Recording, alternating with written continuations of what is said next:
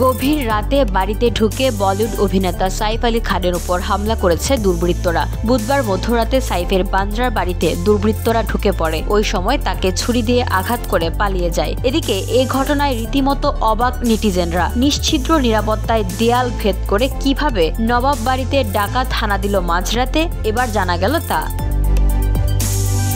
ভারতীয় সংবাদ মাধ্যমে বলা হয়েছে, বুধবার রাতে সাইফের বাড়ি পাহারার দায়িত্বে ছিলেন 7 নিরাপত্তা রক্ষী। ঢোকে দুষ্কৃতিকারীরা। সিসিটিভি ফুটেজে কাউকে বাড়ির ভেতরে ঢুকতে দেখা যায়নি, তাই রহস্য রয়ে যাচ্ছে। প্রাথমিকভাবে মনে করা হচ্ছে ডাকাতির উদ্দেশ্যে ছোট নবাবের বান্দ্রার বাড়িতে হামলা চালায় দুষ্কৃতিকারী। বাড়িতে ঢুকতেই দুষ্কৃতিকারীকে দেখে ফেলেন পরিচারক। তিনি ঝগড়া বাঁধিয়ে দেন। বিষয়টি নজরে এলে তাদের শান্ত করার চেষ্টা করেন সাইফ।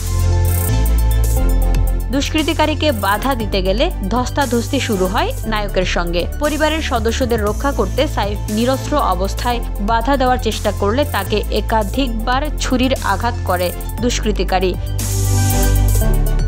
এ সময় 6 বার ছুরি দিয়ে আঘাত করা হয় সাইফের বাহুতে। দুষ্কৃতিকারী পালিয়ে গেলে রক্তাক্ত অবস্থায় অভিনেতাকে মুম্বাইয়ের লীলাবতী হাসপাতালে ভর্তি করা হয়। সেখানেই চিকিৎসা চলছে। বিষয়টি নিয়ে মুম্বাই পুলিশের ডেপুটি কমিশনার দীক্ষিত গেদাম বলেন, একজন অজ্ঞাত পরিচয় ব্যক্তি সাইফ আলী খানের বাড়িতে ঢুকেন। তারপর অভিনেতার সঙ্গে ওই ব্যক্তির হাতাহাতি হয়। আহত অভিনেতার চিকিৎসা চলছে, তদন্ত চলছে।